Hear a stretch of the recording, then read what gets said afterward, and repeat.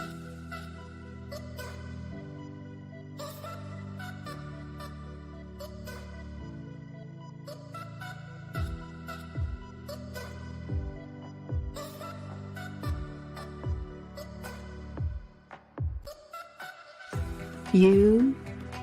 or someone you love is a high-achieving executive or entrepreneur. Others expect you to have it all together all the time. But the truth is this: it takes a tremendous amount of energy and hard work. You've sacrificed a lot and are wondering if it's really worth it. People make changes for one of two reasons: from the rock bottom of desperation or from a point of inspiration. In this new 12-week pilot series, we explore the following themes. Unlock your intuition and unleash your true potential as a high-achieving executive. Transform your company culture and elevate your leadership with unique perspectives and group intelligence. Choose inspiration over desperation and embark on a journey of personal and professional growth. Discover the power of intuitive wisdom and group intelligence to transform yourself and your company with Amanda and Suzette's groundbreaking new series, Freedom Flow Fridays. Amanda and Suzette are on a mission to support the transformation of executives and their companies, teaching them how to access intuitive wisdom and harness the power of group intelligence through embracing unique perspectives of individuality. Suzette and Amanda have joined collaborative forces to give high-achieving executives and A-player business leaders a new personal foundation, empowering themselves to upgrade the culture for themselves first, and then for their companies. So be sure to join Amanda and Suzette every Friday morning, 8 a.m. PST, live on LinkedIn, and together we will unblock the flow of your freedom week by week.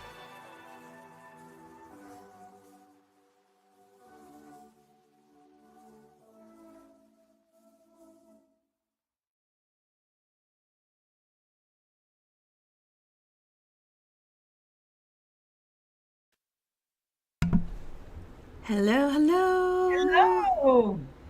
How's it going, Amanda? It's going well. Yay.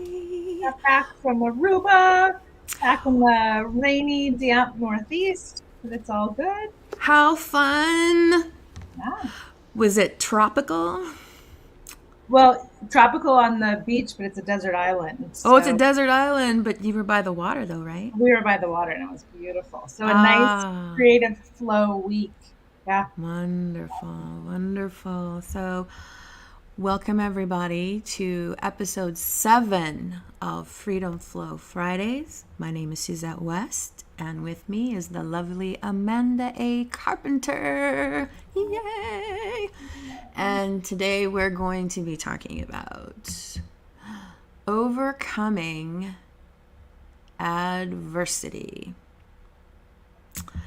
But before we get started, I'm wondering, Amanda, would you like to just kind of drop us into the heart and do a little heart-focused breathing exercise? Absolutely. So let's all bring ourselves together. You know, some of you, if you're East Coast, you're probably in the midst of your day already. It's 11 a.m. over here. And if you're West Coast, you may be just getting started. So let's bring all of our hearts together. Focus your attention in the area of the heart. Imagine the breath is flowing in and out of the heart or chest area, breathing a little slower and a little deeper than usual. Just find an easy rhythm that's comfortable. You can keep your eyes open You want to increase your energy, and you can close your eyes if you want to decrease your excitement.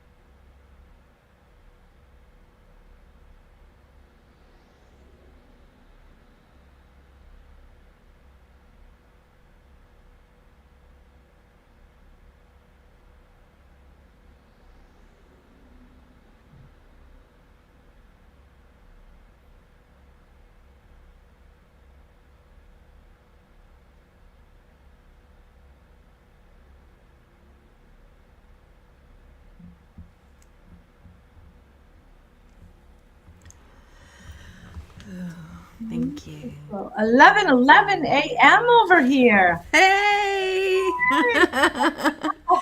That's timing right there. Totally. Woohoo! So, Amanda, so I want to start by talking about like what is the significance of having the ability to overcome challenges? Like, why is this important to talk about? Yeah, well, I believe that because in our life, especially in our work life, there's challenges out there, right? Like if we look at adversity, overcoming adversity, what we titled this week, what does adversity mean? Adversity can mean difficulties, and difficulties can mean challenges, right? But then there's a second part of the definition of misfortune. So there's this this automatic like negativity placed on adversity. That it's negative and it's a bad thing. But challenges don't always have to be a bad thing. So much of it is perspective. What perspective are we coming at it from, right?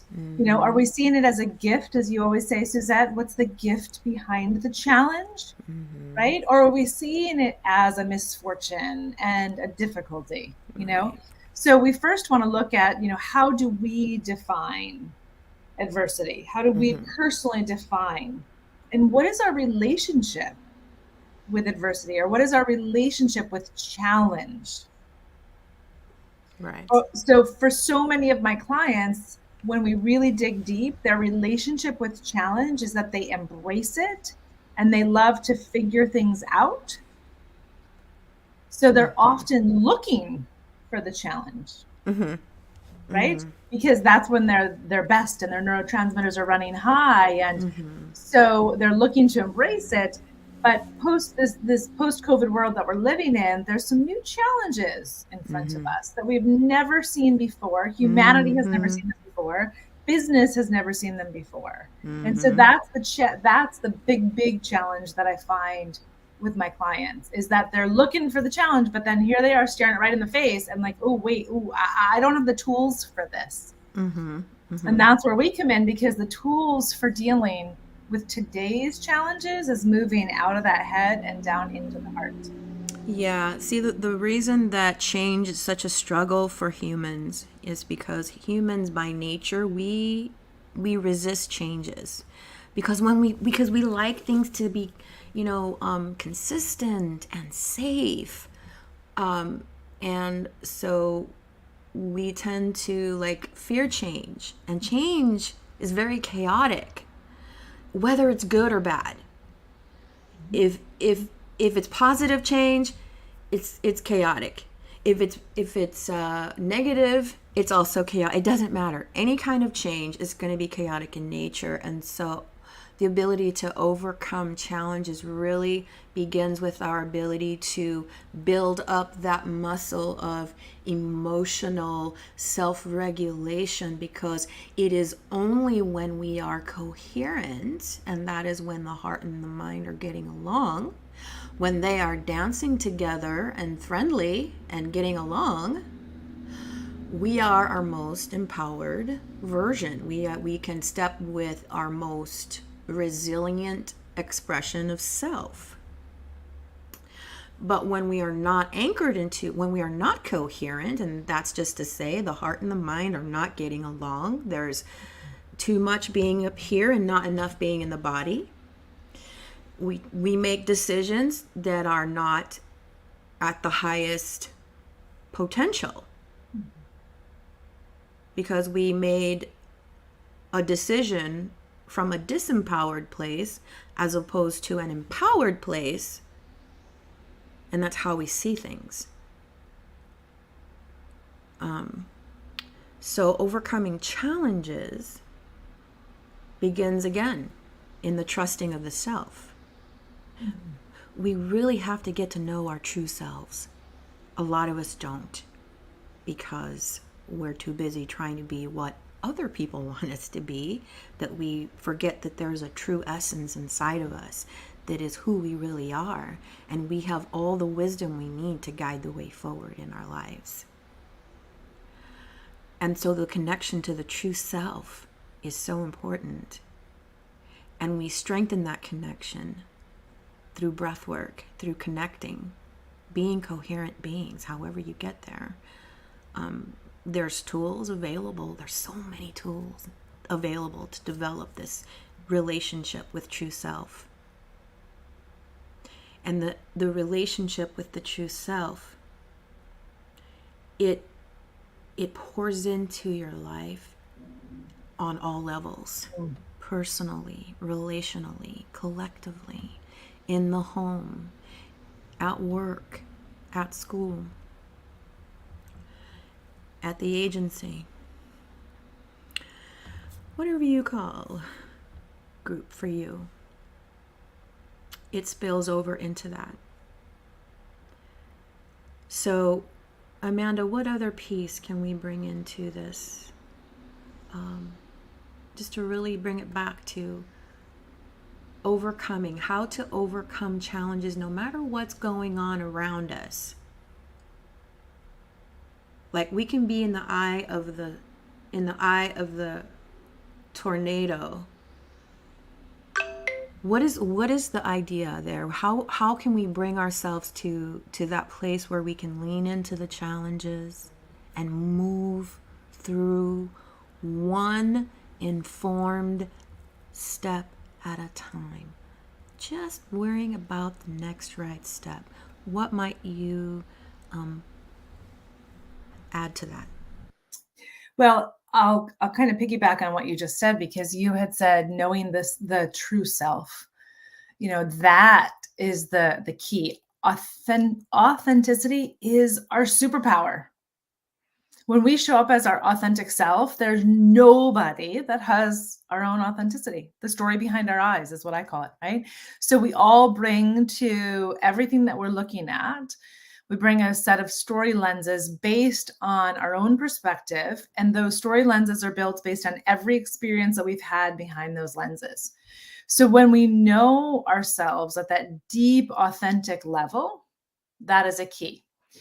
And then the second piece of it is learning to speak that authentic self. But we first have to know who our authentic self is, right? Because so often we spend life going through, I should have done this, I should have done that. But I ask my clients when I hear that, whose voice is that? Because when we're shooting ourselves, it's not our current present voice. It's not the voice of our current modern day higher self. It's either a previous version of ourselves or it's somebody else's values we're trying to live into. So that's the key when it comes to challenges and overcoming challenges, is knowing what our true authentic self believes to be true. And we're allowed to believe whatever we want to believe. In the word belief, there's the word lie.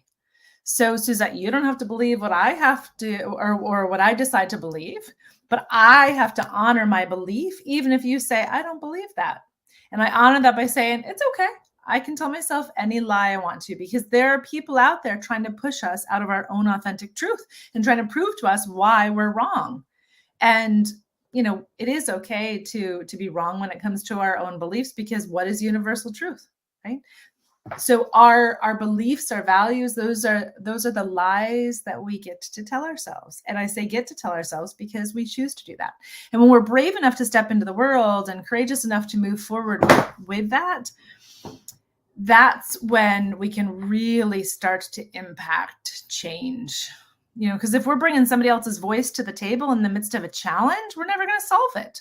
But if we bring our own authentic truth to the table and we're brave enough to share that in the moment and courageous enough to move forward with that, that's when we can solve and overcome these challenges. Yeah.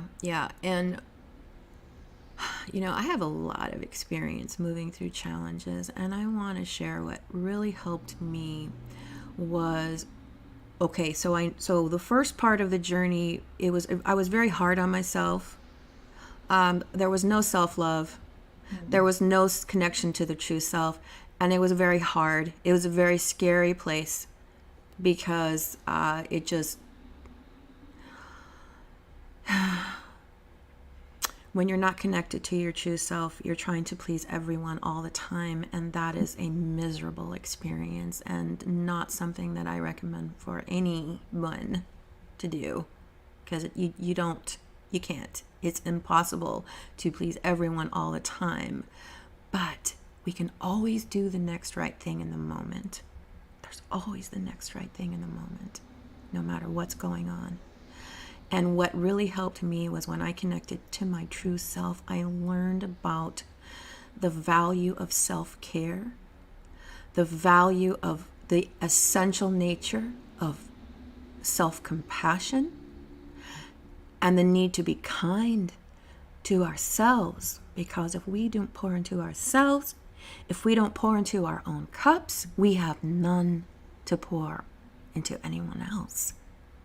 And we deplete ourselves without knowing it, without realizing it, because we're not connected to our true selves. We are not self-aware. So it requires self-awareness. Self-awareness of a true self that is connected to the very blueprint of our lives is within our interior landscape. But if we're disconnected from this inner landscape, we go on a journey prescribed by others, prescribed by the external and not by the internal. When you follow the blueprint that is internal, you are following what you were born to do. You are following your own fulfillment and expression, your highest expression and potential in this life. When you're following your own inner landscape and blueprint for yourself. But when you are not connected to your true self, you end up following other people's idea of what your blueprint is. And that is giving away power. And I think I'm going to leave it right there and let my soul sister dovetail off of this. Yeah, so when you just mentioned that, when we don't share our own inner truth, our own authenticity, then we're trying to please everyone. And that's impossible. We go so crazy trying to do that, And so often what we might be trying to do too is participate in like the group. What's the group think? And we end up getting on the wrong bus. Right? We get on a bus that takes us to, someplace that we didn't want to go, and we're not honoring our own truth, our own heart's desire, what it is that we are the experts to do in this world. That's where I find so many of my clients do it wrong, is they end up going into some sort of profession that somebody else told them that they would be good at, or in alignment with the family dynamics of, the doctors, the lawyers expecting, somebody to go into engineering, doctors, lawyers, whatever it is. And then they get midlife and they have this crisis because they realize like, oh my gosh, they were so successful within their careers, but they didn't honor their own authentic truth. So, and sometimes for a lot of people, that's the first time they recognize and realize, what their own inner voice is saying, because we're not taught to listen to that inner voice. We're actually taught to turn that inner voice off and to think like the group thinks, right? Just kind of, follow the leader and go along and get on that hamster wheel of life. And really fulfillment is outside of that. So when we're on these hamster wheels of life and a challenge comes along and we're already, not enjoying ourselves, it's hard to move through that challenge. And it's easy sometimes to give up in the midst of that. So let's just shift gears a little bit and talk about the collective energetic weather and how that affects us individually and relationally, because that's really what is happening right now in the world. There's this collective energy that so many people are feeling, and that impacts us.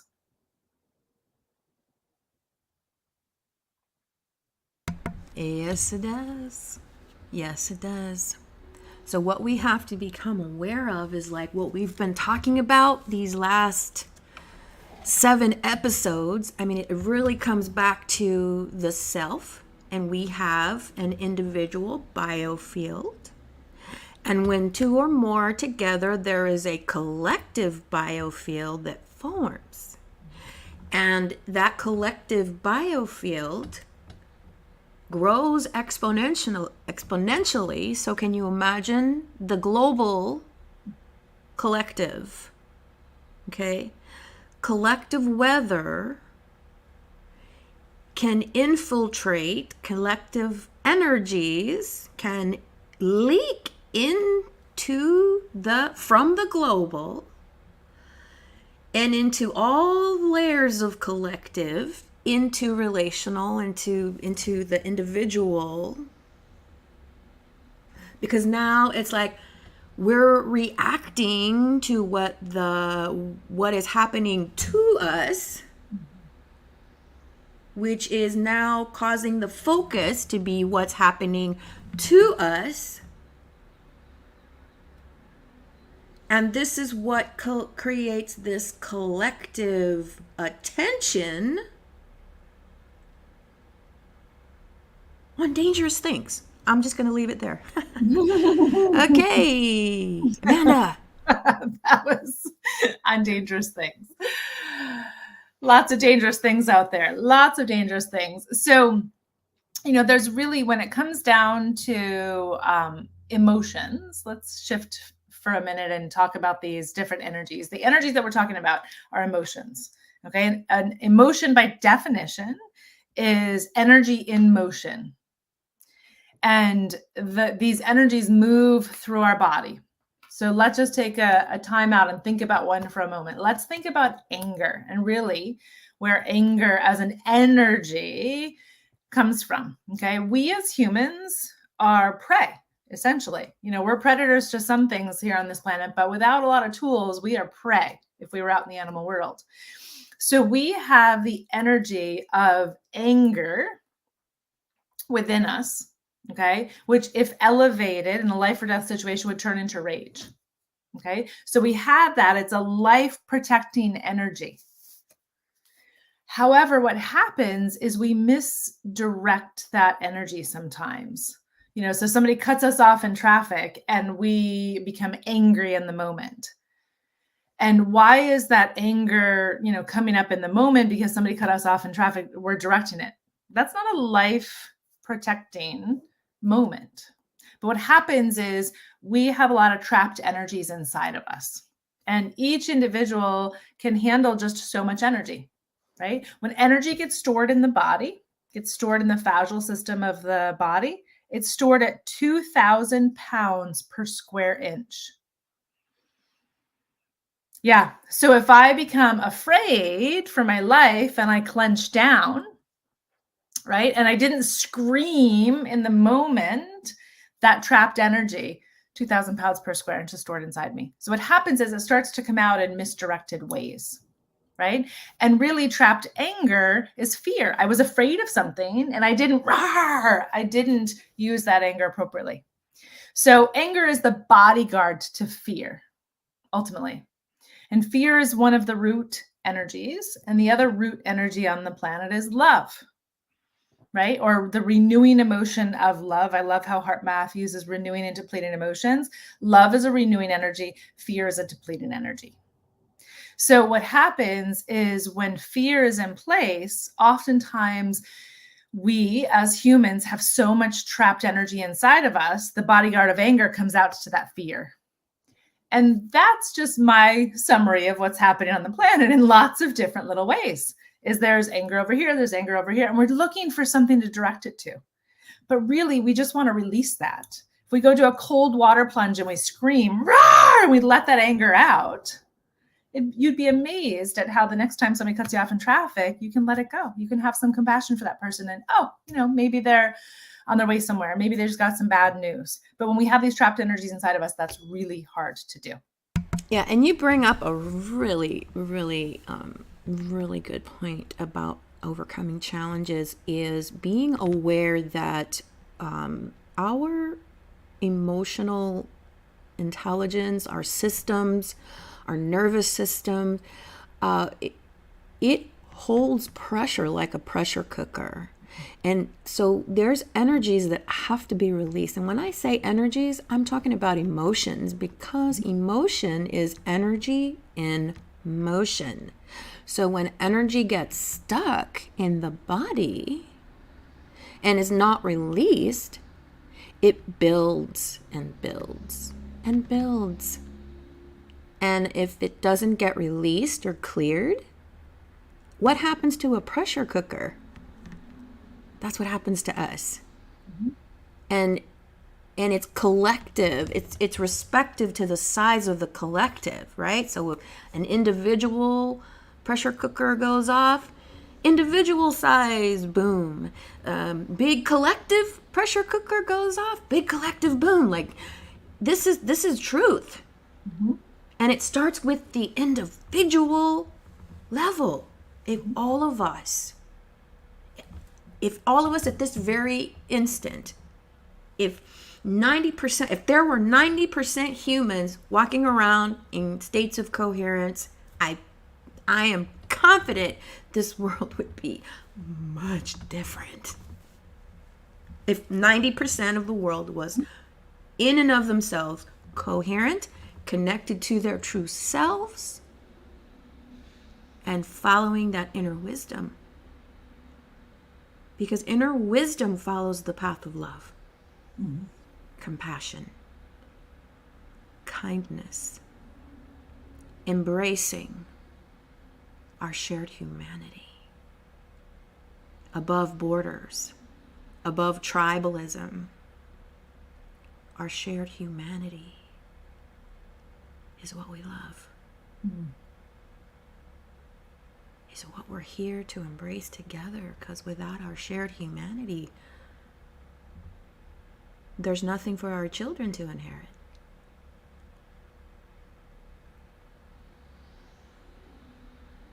So it's really,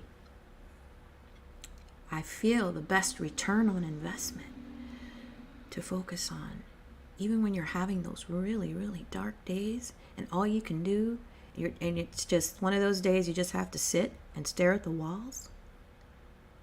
Breathe. Just sit there and get your tools out. For me, it's heart-focused breathing. I just sit there and I do heart-focused breathing. And I would just say, okay, this is one of those days I just got to sit here and I got to be with it, and I'm not going to make it mean anything. I'm going to sit here with it, and I know it's going to pass. I just have to use my tools. And that's a big change from where I was before. Because where I was before, it was like my emotional energy, my inner wounded child would start to hijack my bus, and then it's like, oh my gosh, it's happening again. It's happening again. Oh my gosh, oh my gosh. And there I go, throwing myself into the downward spiral. But with the tools, I was able to pause Be with this. No, it's just a thought, and a thought always passes. Just be with it and not making it mean anything. And then I suddenly realized I had a choice. So using these tools gave me a choice. Do I really want to fall into that downward spiral today? No, nope, not today. No more. I'm done with those falling in days. Like, I was really helped. I didn't know. You don't know what you don't know, so you just kind of fall into it. And that's what I was doing. I had all this crap that I had inherited. Not only did I inherit it, but that I sustained in early childhood, and it haunted me, and it made my life an emotional whirlwind that I simply did not understand that I could choose to not go in that downward spiral. And it started with using the tools to give myself the choice. I'm not going down there today. I'm not falling in today. And then when I realized I had a choice, I stopped allowing myself to fall in. And that was powerful. And that was how I got through the challenge of my, the beginnings of healing, because it's a journey. You don't heal overnight. It's an ever-evolving thing. But when my real, true healing journey started was when I realized I did not have to fall into that downward spiral, and chose not to. Instead, what is the next right thing? Let me focus on that, because that is going to get me to the next right place. And that's all we need to worry about at any given time. And for me, that has always helped me to move through. First, you have to lean into them without fear.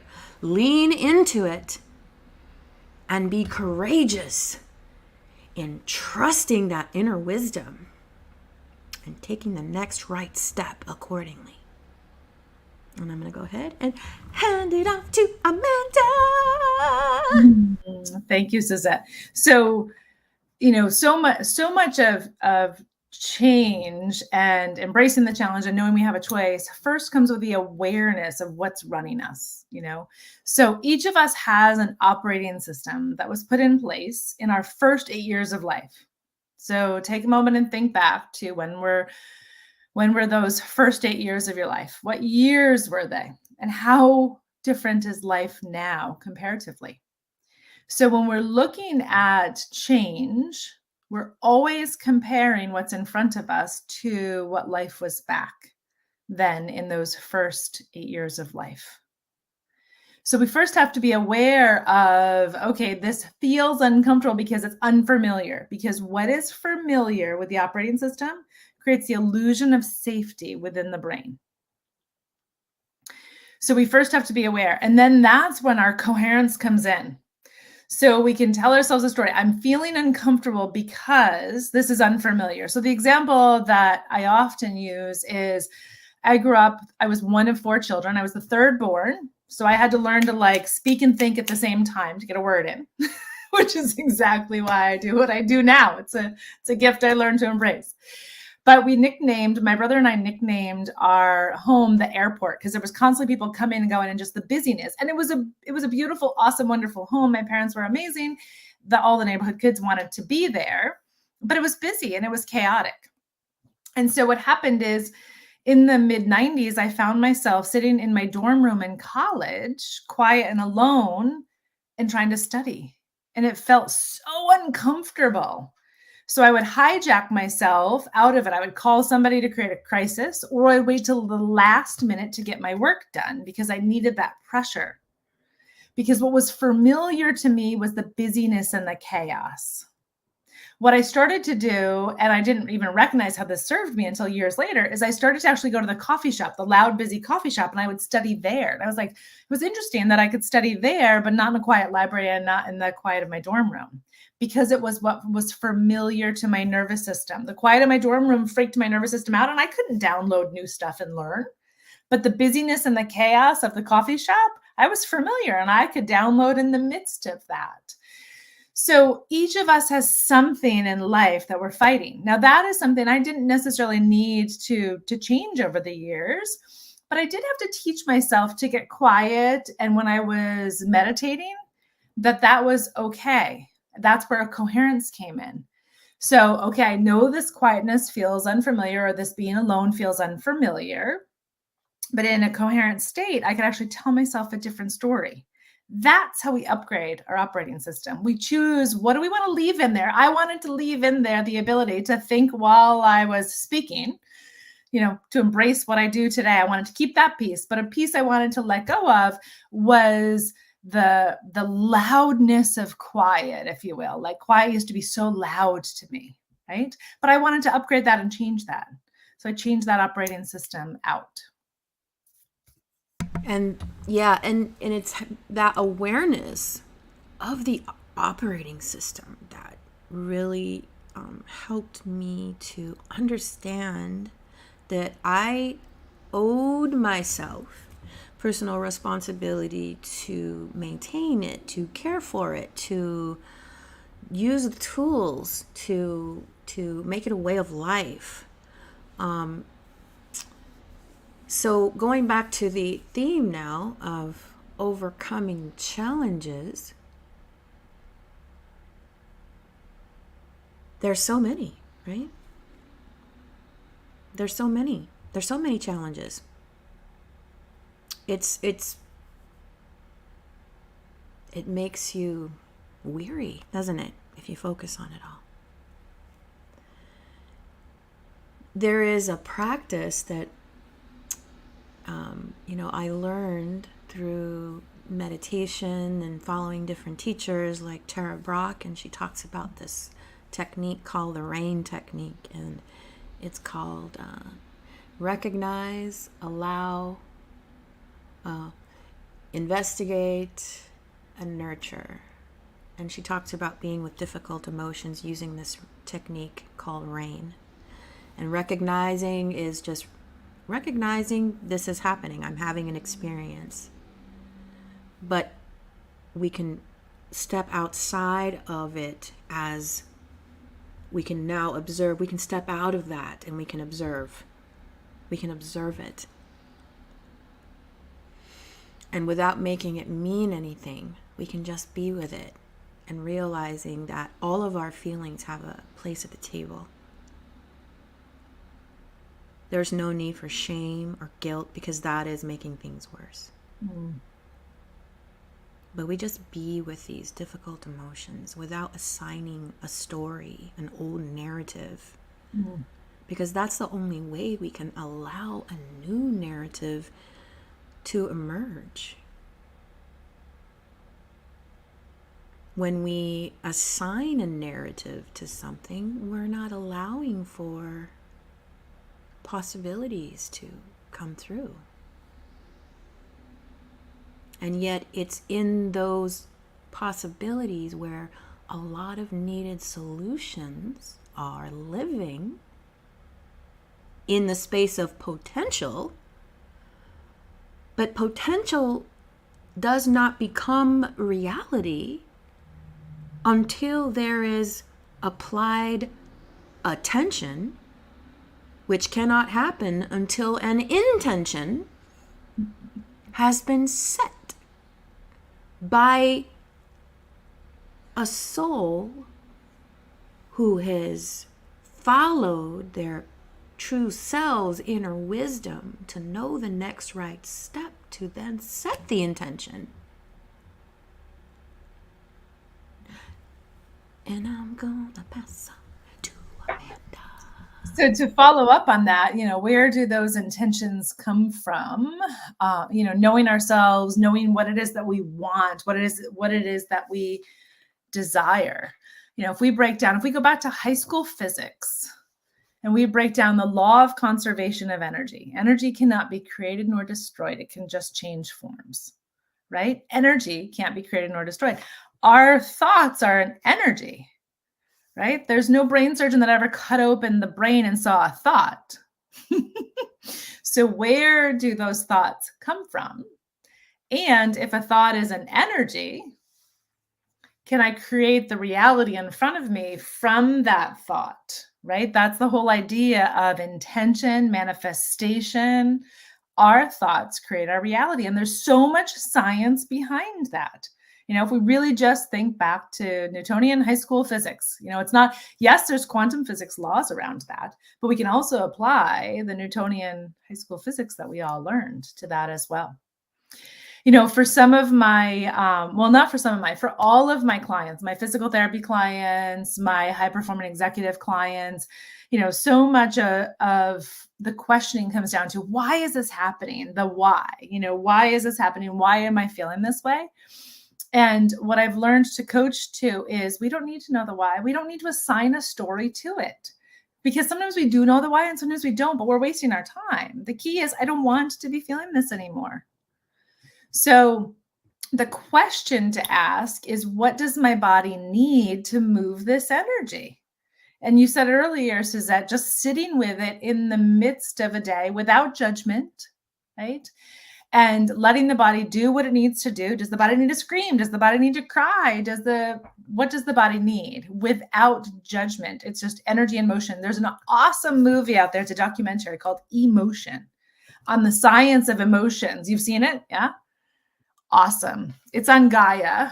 It's out there on Gaia. I would definitely recommend it to everybody, because, these emotions can be narrowed down into depleting, they drain our battery, or renewing, they charge our battery. An emotion is not bad, because those depleting emotions, it's from those uncomfortable, depleting emotions where we feel grief and sadness or anger, frustration, that I'm not going to do this anymore. I just can't take it anymore. Or we have the loss of a loved one, and from that grief, some new foundation is born. It's out of the depleting emotions that transformation is set in place. So we don't want to get rid of them. They're not negative. They're just depleting if we stay there too long. So coherence can reground us and put us into a renewing emotion. But if we keep getting hijacked back into the depleted emotions, we want to ask ourselves, what do I need to do what does my body need to do to move this energy? Do I need to jump? Do I need to scream? Do I need to cry? Do I need to throw a little tantrum? A tantrum is just the movement of energy without judgment. Yes. Not having judgment. Judgment is the key word. Because judgment there's a critical edge to it. It cuts. When you are critical of yourself, when you judge yourself, or when you judge others, or when we judge others, when we're in judgment, there is that inner judge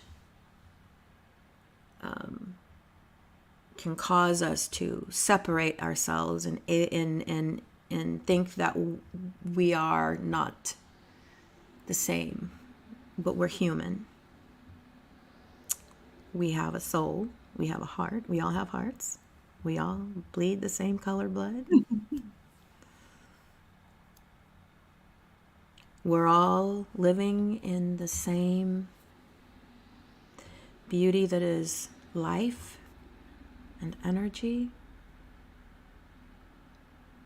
I mean, is it any wonder that when we go out into nature that it's so rejuvenating? I mean, this is what we're made of. We are made of energy. Atoms and molecules conducting positively and negatively. And we can choose to conduct either positively or negatively. So when we set an intention, instead of reacting and making snap decisions based out of fear, Now we can be in a place of personal self-reflection and contemplation for what really needs to be here right now. And being so intentional about it that you bring forth what needs to come through in time when you need it. And that is what the connection to true self and its significance in moving through the challenges. And I would also say, when you're talking about transformation, when we are talking about transformation, you are talking about major change. It is not little. Little change, little chaos. Major change, oh, major chaos. And if you're not grounded in your coherence, and that muscle, that resiliency muscle has not been trained, it's not putting the best possible foot forward. It's not putting the best possible next right thing for the situation. Preparing for the journey is the key to winning at any kind of game of transformation.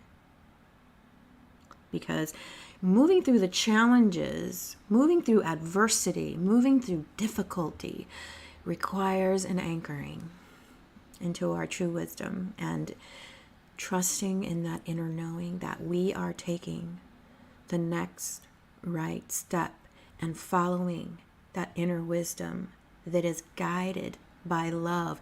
Any language that is divisive, any language that is hateful, any language that wishes ill upon another human being, that is not coming from love. That is corrosive energy. Corrosive. But we can choose our energy type. Do we want to be corrosive? Or do we want to be regenerative? Because I choose to be regenerative. I choose not to contribute to the corrosion. And we all have that choice. And that is at the core, the secret to moving through any challenge is where we put what we choose. Because what we choose is the intention that we set, whether we know it or not. And we can do it with full awareness, or we can let it happen haphazardly and hope for the best. But it comes down to this. If you let the haphazardness take over, that is where life falls into the fate category. But when you put your attention and set intention to direct by following the next right step, whatever that is in your heart, now you're activating destiny. So by being aware of the intentions that you are setting to move through the challenges, you're setting the stage for destiny to emerge. On the other hand, if you choose to be, I don't know, you just don't want to know it, you just don't want to hear it, you don't care, you're just going to react to life. It like a ship that has no captain at the wheel. It becomes a matter of fate now. And the point is, there's a choice. And we can make that choice. Every human being can make a choice. What they're going to put their attention on, what they're going to set intentions, how they're going to set intentions. For destiny or for fate. Amanda. So really, it all comes down to where are we judging? Where are we judging others? Is really awareness of where we're judging ourselves. And when we are in judgment, we cannot be in compassion. So if we are judging others, then we're judging ourselves. because there's that comparison. And if we're judging others, we're judging ourselves. We can't be in self-compassion for ourselves. If we don't have that self-compassion, that self-love, then moving forward in the midst of the transformation and the chaos and getting caught up in groupthink and everybody else, what we should be doing is what happens. But when we are anchored in self-love and self-compassion, that's when we can listen to that inner guidance, that inner voice, and take that right next best step. And even if it ends up not being what appears to be the right next best step, there are no mistakes. There's just repeating lessons. If we make the same mistake over and over and over again, all right, what's the lesson in the challenge, right? Sometimes we end up repeating things because it's part of the operating system and we need to change and upgrade the operating system. So really, we're going to wrap it up in just a moment. But what I want to leave today's audience with is look at where you're judging others, because that is exactly where you're judging yourself. And have a little bit more self-compassion and self-love for yourself, because when you love the one in the mirror, you won't be judging others. That's beautiful. That's beautiful, Amanda. Awesome. So yeah, we're at the last 5 minutes, and I did a little mini reading for us. Like, I pulled some cards, and I pulled from the Sacred Rebel Oracle deck by Lana Fairchild. And the card that I pulled, so my question was, what is the important, what